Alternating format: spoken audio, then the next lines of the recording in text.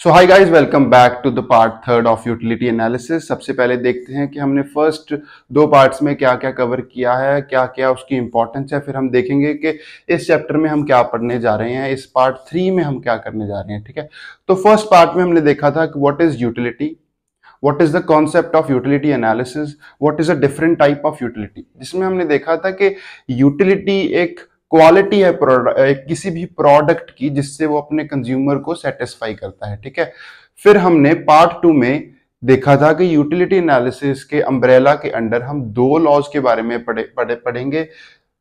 First है law of diminishing marginal utility और second है law of equi marginal utility. Part second में हम law of diminishing marginal utility cover कर चुके हैं, जिसमें हमने देखा था कैसे एक ह्यूमन नेचर है कि जैसे वो किसी भी प्रोडक्ट के एडिशनल यूनिट्स को कंज्यूम करता है, उस जो प्रोडक्ट है उसकी मार्जिनल यूटिलिटी उसके लिए कम होती जाती है। जैसे वो फर्स्ट यूनिट कंज्यूम करेगा तो he will get the maximum marginal utility, और उसके बाद उसकी जो मार्जिनल यूटिलिटी है वो डिमिनिश होती जाती है। ये हमने देखा था under law of diminishing marginal utility. तो law of diminishing marginal utility के हमने वेरियस एस्पेक्ट्स देखे थे, उसकी इंपॉर्टेंस देखी थी, उसकी एप्लीकेशंस देखी थी रियल लाइफ में क्या क्या है। हमने प्रैक्टिकल लाइफ से रिलेट करके देखा था चीजों को। अगर आपने पार्ट 1 और पार्ट 2 नहीं देखा है तो प्लीज देखिए, उसके बिना आपको ये समझ कम आएगा। उसके बाद आज की वीडियो में हम पार्ट 3 में देखेंगे what is law of equi marginal utility. It is one of the most important law of micro economics, और इससे हम बहुत कुछ सीखेंगे। कैसे कंज्यूमर के बिहेवियर से हम उसकी एप्लीकेशंस देख सकते हैं, कैसे कैसे इस लॉ की जो इंपॉर्टेंस है रियल लाइफ में वो भी हम देखेंगे इस वीडियो में। Now let's see what is law of equi marginal utility, exactly what it says. ठीक है, तो इसको ऐसे समझो कि इट्स जस्ट अ टेक्निक। ये सिर्फ एक टेक्निक है जो एक कंज्यूमर को ये सिखाता है कि जब वो अपनी लिमिटेड इनकम किसी डिफरेंट प्रोडक्ट्स पर कंज्यूम करे तो वो किस तरीके से करे कि उसको मैक्सिमम सेटिस्फेक्शन मिले।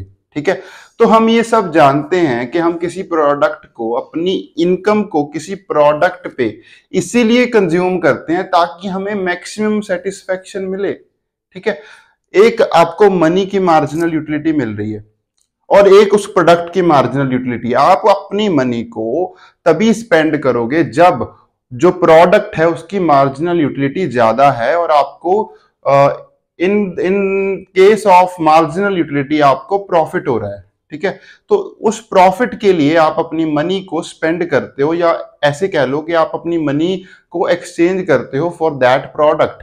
ठीक है, तो ये लॉ सिर्फ ये बताता है कि आप अपनी इनकम को कैसे डिफरेंट गुड्स पे स्पेंड करो ताकि आपको मैक्सिमम सेटिस्फेक्शन मिले, आपको मैक्सिमम सेटिस्फेक्शन मिले। ठीक है, तो देखते हैं ये क्या कहता है। It states that in order to get maximum satisfaction a consumer should spend his limited income on different products in such a way that last penny spent on each yields him equal marginal utility।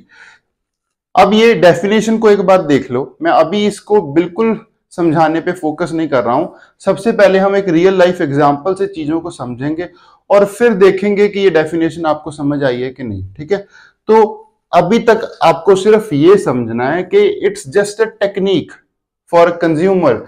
हम सब एक consumer है। ठीक है, हम सब अपनी जो इनकम है उसको प्रोडक्ट्स पे स्पेंड करते हैं, तो this law is for us.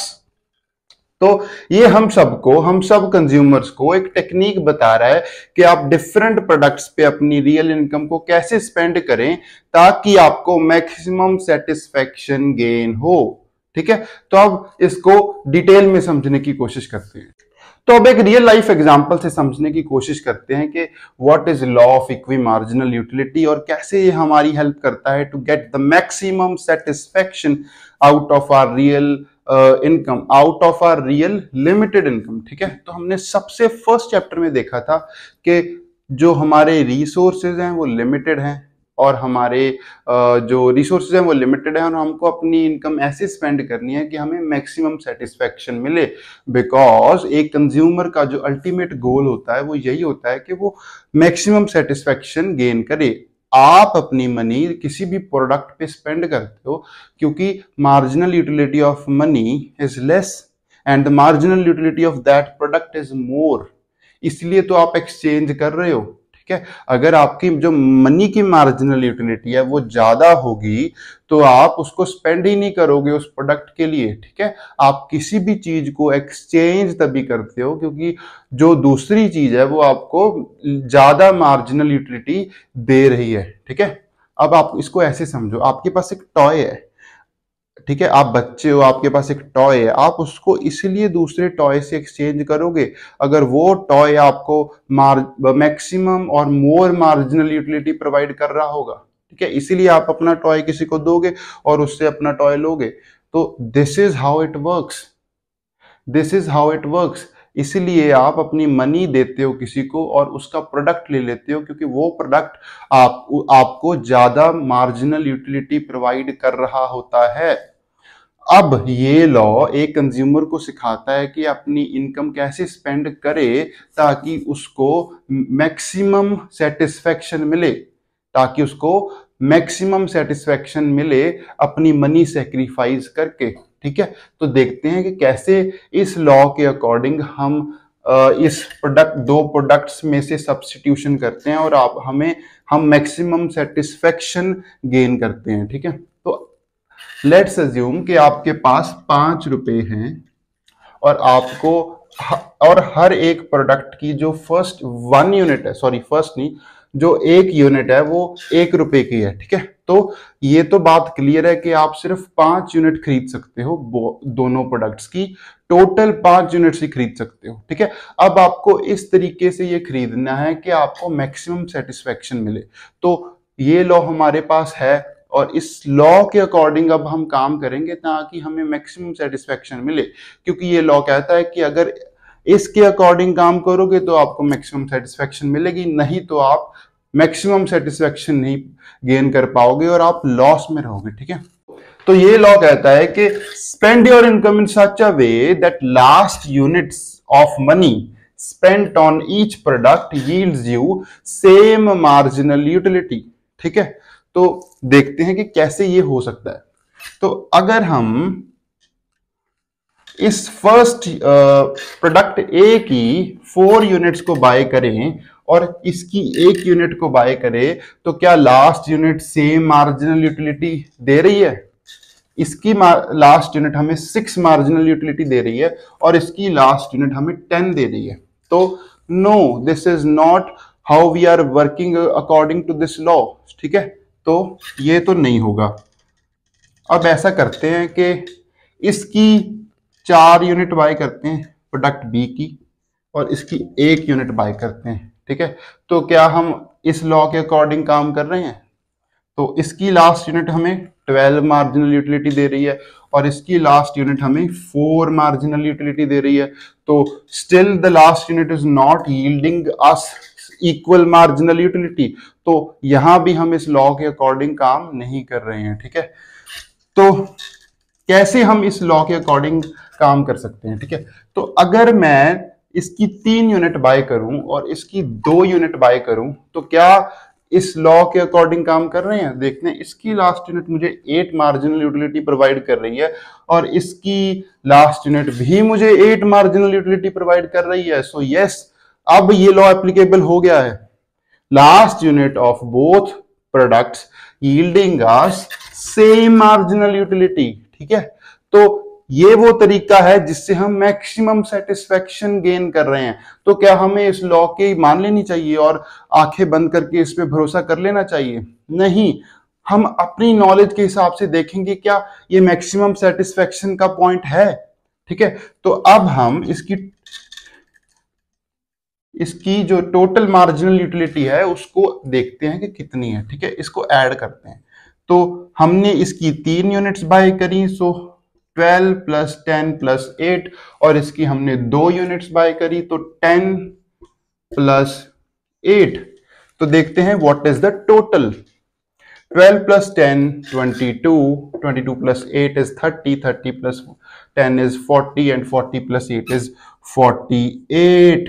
So this is 48 utils of marginal utility we are getting by working according to this law, that is law of equimarginal utility. अब हम देखते हैं कि अगर हम इस लॉ के अकॉर्डिंग ना अपनी कंजप्शन करते तो क्या मुझे इससे ज्यादा मार्जिनल यूटिलिटी मिलती और इससे कम मार्जिनल यूटिलिटी मिलती। ठीक है, ये चेक करना भी तो जरूरी है। इस लॉ की हम आंखें बंद करके तो इसकी बातें नहीं मान सकते, तो इसको हम साइड में लिख लेते हैं कि इसने हमें 48 मार्जिनल यूटिलिटी प्रोवाइड करी थी।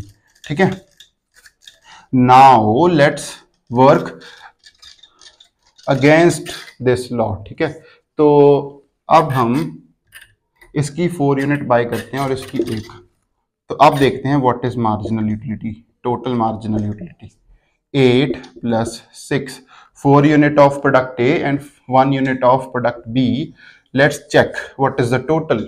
12 + 10 22, 22 + 10 is 32, 32 + 8 is 40 and 40 + 6 is 46. Yes, this law was correct because अब हमें 46 marginal utility मिली है और यहाँ पे according to this law हमें 48 मिली थी। अब आप किसी भी परम्यूटेशन कॉम्बिनेशन से चेक करके देख सकते हैं, आपको 48 से कम मार्जिनल यूटिलिटी ही मिलेगी। ठीक है, सो this is the maximum satisfaction. Now you guys know how this law is helping a consumer to get the maximum satisfaction when he spends his limited income on different products. तो अब आपको इस law की importance समझ आई होगी। अब आप लोग अपनी बुक्स में वो डेफिनेशन को दोबारा पढ़ें जो हमने पहले देखी थी। क्या वो डेफिनेशन अब आपको समझ आ रही है? आई होप आपको समझ आ रही होगी। तो अब ग्राफिकली समझने की कोशिश करते हैं। जो हमने टेबल देखा था अभी, अब उसको ग्राफिकली समझने की कोशिश करते हैं। ठीक है, तो सबसे पहले तो क्या आप लोगों को इस ग्राफ में law of diminishing marginal utility दिख रहा है? क्या आपको डिमिनिशिंग मार्जिनल यूटिलिटी कर्व नजर आ रही है? तो आपको ये नजर आनी चाहिए क्योंकि हमने लास्ट पार्ट में हमने यही पढ़ा था। ठीक है, तो देखिए जैसे जैसे हम एडिशनल यूनिट्स बाय कर रहे हैं, मार्जिनल यूटिलिटी है वो कम हो रही है। ठीक है, जैसे हम फर्स्ट यूनिट बाय किया तो 12 मार्जिनल यूटिलिटी थी, सेकंड यूनिट बाय किया तो 10 थी, तो वैसे ये कम हो रही है। तो this is nothing but marginal utility curve. Last unit को ऐसे स्पेंड करो दोनों प्रोडक्ट्स पे कि वो आपको सेम मार्जिनल यूटिलिटी प्रोवाइड करे। तो इसकी लास्ट यूनिट हमें 8 मार्जिनल यूटिलिटी प्रोवाइड कर रही है और इसकी लास्ट यूनिट हमें 8 मार्जिनल यूटिलिटी प्रोवाइड कर रही है। तो this is a line of equi marginal utility. ठीक है, ये लाइन सेम होनी चाहिए। This two graphs is nothing but showing you the consumption over 2 different products, and this line is law of equimarginal utility line that is showing us कि last unit of money spent on both the products is yielding us same marginal utility, that is 8. So this was the graphical representation of law of equimarginal utility line. Now we have to see what is the modern statement of this law and why we needed it. ठीक है, तो जो पुरानी statement थी उसमें हमने देखा था कि जब प्राइस सेम हो दो प्रोडक्ट्स का तब हम कैसे मैक्सिमम सेटिस्फेक्शन गेन कर सकते हैं। ठीक है, बट अब मार्केट में बहुत कॉम्प्लेक्स सिचुएशंस होती हैं। Market is never simple. ठीक है, इट इज ऑलवेज कॉम्प्लेक्स। तो अगर एक ऐसी सिचुएशन आएगी जिसमें ज्यादातर जो ऐसी ही सिचुएशन होती है जिसमें प्राइस दो प्रोडक्ट का सेम नहीं होता है। ठीक है, दो प्रोडक्ट्स का प्राइस हमेशा डिफरेंट होता है जिसमें हम जब हम बाय करने जा रहे होते हैं। ठीक है, तो अगर प्राइस सेम नहीं होगा तो कैसे हमें मैक्सिमम सेटिस्फेक्शन गेन करनी है, अब हमें वो देखना है। तो जब प्राइस सेम था तब तो हमने कहा कि जो last unit of money spent on the product A and product B should yield us same marginal utility. ठीक है, तब हमें मैक्सिमम सेटिस्फेक्शन मिल रही है।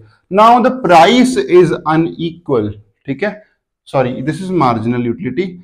Now the price of product A and product B is not same. अब हमें कैसे मैक्सिमम सेटिस्फेक्शन मिलेगी ये बताता है modern statement of this law. ठीक है, तो इसमें हमें क्या करना है कि last unit of money spent on product ए जो यूटिलिटी हमें प्रोवाइड कर रहा है उसको डिवाइड करना है उसके प्राइस से। उसके बाद last unit of money spent on product B, जो मार्जिनल यूटिलिटी हमें प्रोवाइड कर रहा है, उसको हमें डिवाइड करना है उसके price of B, that is price of B.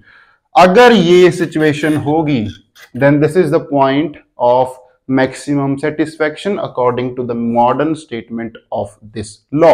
Now let's see what is the importance of this law. ठीक है, बहुत इंटरेस्टिंग है, समझने की कोशिश करेंगे, बहुत इंपॉर्टेंट है आपके लिए, प्रैक्टिकल लाइफ से रिलेट करके समझना कि ये क्या है। ठीक है, I will try my best कि आपको बिल्कुल अच्छे से समझ में आए। ठीक है, तो सबसे पहले है कंजम्पशन। ठीक है, एज अ कंज्यूमर आपको क्या फायदा मिल रहा है दिस लॉ से, वो समझते हैं। ठीक है, तो as a consumer you spend your real income on different products. For example, product A and product B, जैसे हमने पिछले 2 क्लिप्स में देखा। ठीक है, तो सबसे पहले आप प्रोडक्ट पे ए पे स्पेंड कर रहे हो, तो ये लॉ कह रहा है कि इसको ऐसे स्पेंड करो कि last unit of money spent on both the product is yielding you same marginal utility. ठीक है, this is just a technique. इस टेक्निक से आप स्पेंड करो और आपको मैक्सिमम सेटिस्फेक्शन मिलेगी।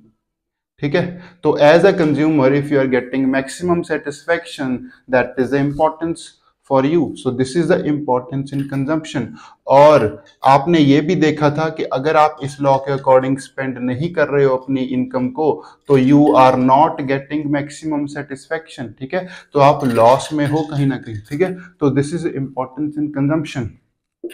अब देखते हैं प्रोडक्शन में इसकी क्या इंपॉर्टेंस है। ठीक है, तो एज अ प्रोड्यूसर आपके पास एक फर्म है। ठीक है, तो आप जो अपनी मनी है वो डिफरेंट फैक्टर्स ऑफ प्रोडक्शन पे स्पेंड करोगे। ठीक है, तो आप कुछ पैसा लैंड पे स्पेंड करोगे, कुछ पैसा आप लेबर को दोगे, कुछ पैसा आप मशीनरी में स्पेंड करोगे। ठीक है, तो ये लॉ कह रहा है कि इसको ऐसे स्पेंड करो कि last unit of money spent on each of the factor of production is yielding you same marginal utility। ठीक है, इसको थोड़ा बुक की लैंग्वेज से बाहर आके समझने की कोशिश करते हैं। ठीक है, तो अगर आप marginal utility provided by land का क्या मतलब है। ठीक है, तो देखो लैंड भी तो आपको कुछ ना कुछ सेटिस्फेक्शन प्रोवाइड कर रही है। अगर आप लैंड पे कुछ स्पेंड कर रहे हो पैसा, तो वो आपको कुछ ना कुछ तो प्रॉफिट गेन करेगा, देगा ही ना, प्रॉफिट कुछ ना कुछ तो देगा, that is it's marginal utility.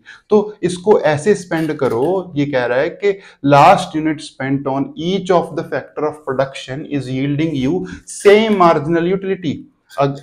और अगर इस तरीके से स्पेंड करोगे तो आपको मैक्सिमम प्रॉफिट मिलेगा as a producer. So this is the importance for a producer in the production, this is the importance of law of equi marginal utility. उसके बाद एक्सचेंज में क्या है। ठीक है, एक्सचेंज समझने की कोशिश करते हैं। एक्सचेंज क्या होता है। ठीक है, आपके पास एक प्रोडक्ट है ए, किसी और के पास एक प्रोडक्ट है बी। आप अपना प्रोडक्ट किसी और को देते हो क्योंकि आपका प्रोडक्ट आपके लिए कम मार्जिनल यूटिलिटी दे रहा है आपको, और उसका प्रोडक्ट आपको दिख रहा है कि आपको ज्यादा मार्जिनल यूटिलिटी देगा। ठीक है, तो ए प्रोडक्ट मनी भी हो सकता है। ठीक है, आप ज्यादातर मनी में स्पेंड करते हो। ठीक है, मनी में एक्सचेंज करते हो। ठीक है, now days we exchange in the terms of money. आप अपनी मनी किसी प्रोड्यूसर को देते हो और उसका प्रोडक्ट बाय करते हो, because that product is yielding you more marginal utility. अगर आप, ये कह रहा है कि आप इस तरह से एक्सचेंज करो कि लास्ट यूनिट जो आपके पास मनी की बचेगी वो आपको सेम मार्जिनल यूटिलिटी प्रोवाइड कर रही हो जो लास्ट यूनिट आप इसकी बाय करोगे। तो in this way you are getting maximum satisfaction in exchange. दोबारा समझने की कोशिश करते हैं। मान लो कि मैंने 4 यूनिट्स अपने पास रख ली मनी की, और इसकी मैंने 3 यूनिट्स बाय करी। ठीक है, ये प्रोडक्ट है, जैसे ऑरेंज है ये। ठीक है, तो दिस इज ऑरेंज। अगर आपने 3 यूनिट्स ऑरेंज की बाय करी और 4 यूनिट्स ऑफ मनी आपने अपने पास रखी, तो अगर लास्ट यूनिट जो कि 4 है वो आपको 3 मार्जिनल यूटिलिटी प्रोवाइड कर रहा है और लास्ट यूनिट जो आपने बाई करी है वो भी आपको 3 मार्जिनल यूटिलिटी प्रोवाइड कर रहा है। तो this is how you are getting maximum satisfaction in exchange.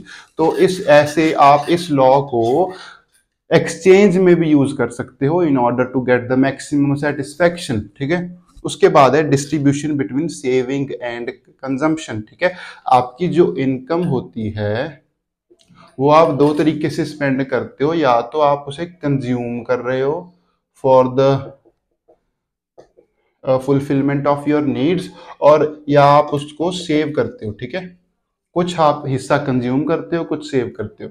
तो ये कह रहा है कि इसको ऐसे अपनी इनकम को यूटिलाइज करो कि last unit that you are consuming is giving you equal marginal utility then the last unit that you are saving in your bank accounts.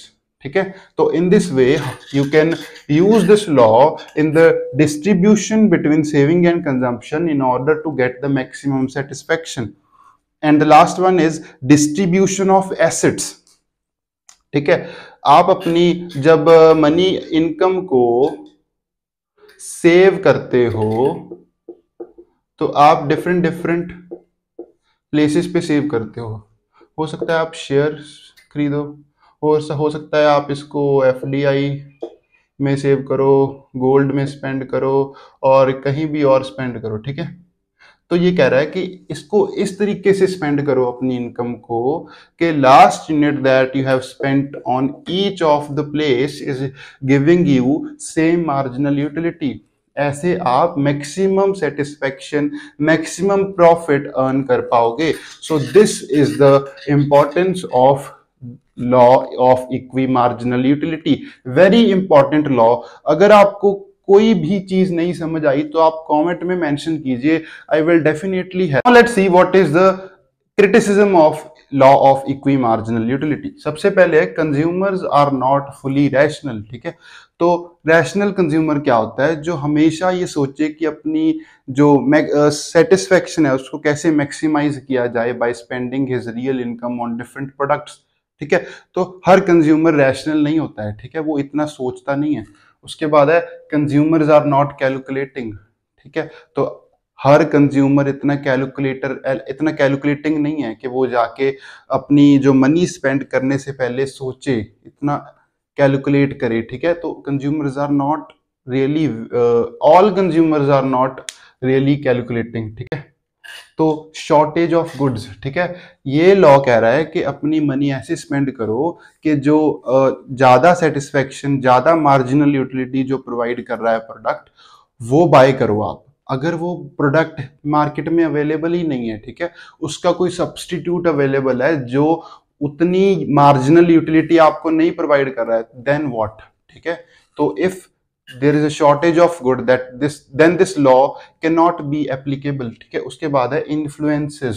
ठीक है, अब मार्केट में जो हैबिट्स ऑफ कंज्यूमर, जो टेस्ट है वो चेंज होता रहता है। ठीक है, आप वही कपड़े पहनोगे जो मार्केट में ट्रेंड में है। ठीक है, मार्केट का जो टेस्ट चल रहा है। ठीक है, डजंट मैटर वो प्रोडक्ट उतनी मार्जिनल यूटिलिटी आपको प्रोवाइड कर रहा है कि नहीं, बट आप इन्फ्लुएंस जरूर होगे सो कॉल्ड इन्फ्लुएंसर से। ठीक है, आप इन्फ्लुएंस होके ही कपड़े और प्रोडक्ट को कंज्यूम करोगे, किसी भी प्रोडक्ट को इसलिए कंज्यूम करोगे क्योंकि वो मार्केट में टेस्ट चल रहा है। ठीक है, डजंट मैटर वो आपको मार्जिनल यूटिलिटी इतनी प्रोवाइड कर रहा है कि नहीं। And the last one is cardinal measurement is not possible. ठीक है, अब cardinal measurement of the products is not possible. अब कोई प्रोडक्ट आपको कितनी मार्जिनल यूटिलिटी प्रोवाइड कर रहा है वो आप कार्डिनल नंबर्स में नहीं मेजर कर सकते, ये कुछ इकोनॉमिस्ट्स ने कहा। तो इसीलिए this was a criticism of law of equi marginal utility. तो जब हम law of diminishing marginal utility कर रहे थे तब हमने उस लॉ से डिमांड कर्व डिराइव की थी। ठीक है, तो अब हमें law of equi marginal utility से डिमांड कर्व कैसे डिराइव की जाती है इसको देखना है। ठीक है, ये आपके एग्जाम पॉइंट ऑफ व्यू से भी बहुत इंपॉर्टेंट है, तो बहुत ध्यान से देखिएगा। ठीक है, तो सबसे पहले this is the chart where there are two products and we are spending our money income on two different products. और सबसे जरूरी बात, इन दोनों का प्राइस अभी सेम है, ठीक है। तो स्टेप 1, प्राइस सेम है, हमें देखना है कि मैक्सिमम सेटिस्फेक्शन कैसे मिलेगी, ठीक है, एज अ कंज्यूमर। अब आप law of equi marginal utility को बहुत अच्छे से कर चुके हैं, तो ये आपके लिए बहुत आसान होना चाहिए, ठीक है। तो लेट्स सी कैसे मैक्सिमम सेटिस्फेक्शन मिलेगी, ठीक है। तो अगर मैं प्रोडक्ट ए की 3 यूनिट्स बाय करूं और प्रोडक्ट बी की 2 यूनिट बाय करूं, तो last unit of money spent on each product is yielding me same marginal utility. तो that means according to law of equi marginal utility I am getting the maximum satisfaction, ठीक है। तो मैं यहां इसके साथ एक टेबल बनाता हूं, अगर showing the relationship between price and quantity demanded, because we are deriving demand curve. Okay, so here is the relationship between price and quantity demanded. We know according to law of demand, we know according to the law of demand that if price increases then quantity demanded of people decreases, ठीक है। तो देखते हैं क्या हम demand curve को derive कर पा रहे हैं, ठीक है। तो अगर प्राइस पहले दोनों का सेम था, let's assume 1, the price was 1 for both the products, तो how much quantity of product A I was buying, so I was buying 3 units, okay, this is 3। Now the step 2 is, suppose के price of product A has increased in the market और price of product B is same. तो अब मैं कैसे maximum satisfaction gain करूंगा according to law of equi marginal utility, ठीक है। तो अगर आपने लेक्चर को अभी तक ध्यान से देखा है, सुना है, समझा है, तो आपको पता लगेगा कि अब मुझे modern statement of law use करनी पड़ेगी, क्योंकि अब प्राइस दोनों के डिफरेंट है, ठीक है। तो what is modern statement, What does modern statement say, ठीक है। वो कहती है कि अगर आपको मैक्सिमम सेटिस्फेक्शन चाहिए, if the price of both the products are different, तो आपको क्या करना होगा, marginal utility that you are getting from product A, उसको प्राइस से डिवाइड करो, और marginal utility that you are getting from product B, उसको भी उसके प्राइस से डिवाइड करो, then this is the point you are getting maximum satisfaction at. अब कैसे मैं मैक्सिमम सेटिस्फेक्शन गेन करूंगा, अगर मैं इसकी एक क्वांटिटी बाय करूं और इसका जो प्राइस है अब वो 2 हो चुका है, उसको उससे डिवाइड कर देता हूं, ठीक है। ध्यान में रखिए कि प्राइस अब 1 से 2 हो गया है ऑफ प्रोडक्ट ए। अब अगर मैं इसकी 3 क्वांटिटी बाय करूं, ठीक है, और मुझे थर्ड क्वांटिटी से मार्जिनल यूटिलिटी कितनी मिल रही है, 6, और उसको भी उसके प्राइस दैट इज सेम 1, उससे दैट हैज नॉट इंक्रीज, उससे डिवाइड करूं, तो इनकी रेशियो जो है वो सेम हो जाएगी। So this is the point of maximum satisfaction. So as a rational consumer मुझे इस तरीके से स्पेंड करना होगा, ठीक है। तो अब देखते हैं क्या चेंजेस आए हैं। अब जब मैंने जब प्राइस इंक्रीज हो गया ऑफ प्रोडक्ट ए, तो मैंने कितनी क्वांटिटी बाय करी है, तो मैंने रेशियो पे 12, सो मैंने एक क्वांटिटी बाय करी है, ठीक है। तो मैंने एक क्वांटिटी बाय करी है, तो क्वांटिटी कितनी होगी, 1। तो क्या इससे मैं लॉ ऑफ डिमांड, सॉरी, इससे मैं डिमांड कब डिराइव कर सकता हूँ, यस कर सकता हूँ। देखिए ध्यान से, बहुत देखिए, यहाँ पे price, quantity demanded, when the price was 1, I was, थोड़ा नीट एंड क्लीन बना ले, है ना। तो क्वांटिटी, और यहाँ पे आएगा 1 and 3, ठीक है। तो जब प्राइस 1 था, तो मैं quantity demanded was 3, the quantity demanded was 3। अब प्राइस हो गया 2, तो इस प्राइस लेवल पे the people are demanding 1 unit, ठीक है। तो at price 2 people are demanding 1, so can we say that this is demand curve? Yes, this is demand curve, the inverse relationship between price and quantity demanded. So this is demand curve, and this is how we derive demand curve from the law of equimarginal utility.